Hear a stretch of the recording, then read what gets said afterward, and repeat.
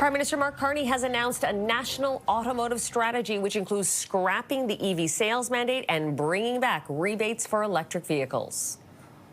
The future of the auto industry is increasingly electric and connected. And so to remain competitive and to realize our potential, we must develop the entire value chain for next generation vehicles, harnessing Canada's exceptional capabilities in auto production, including the world's greatest workforce, including globally recognized parts suppliers and leading-edge research and development. If you're looking to buy an EV, you'll be able to access federal rebates once again starting February 16th. Carney announced that Ottawa will offer $5,000 toward the cost of a new EV and $2,500 toward plug-in hybrids.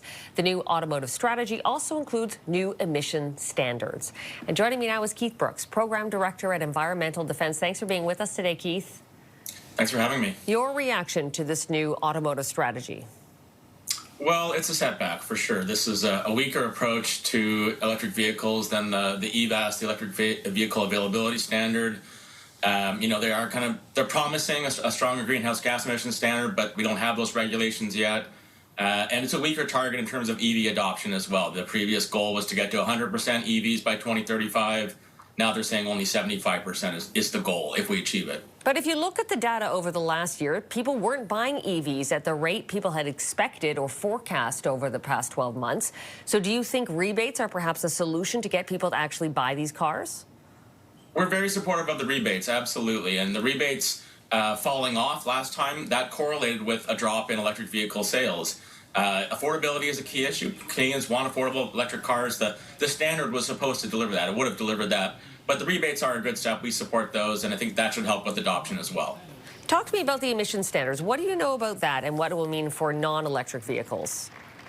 Yeah, I mean, the previous standard really was saying you have to increase the share of electric vehicles that you're selling each year. And this was because Canadians want electric cars, but they were hard to find. They weren't really available on manufacturers' lots. And so that was the approach of that availability standard.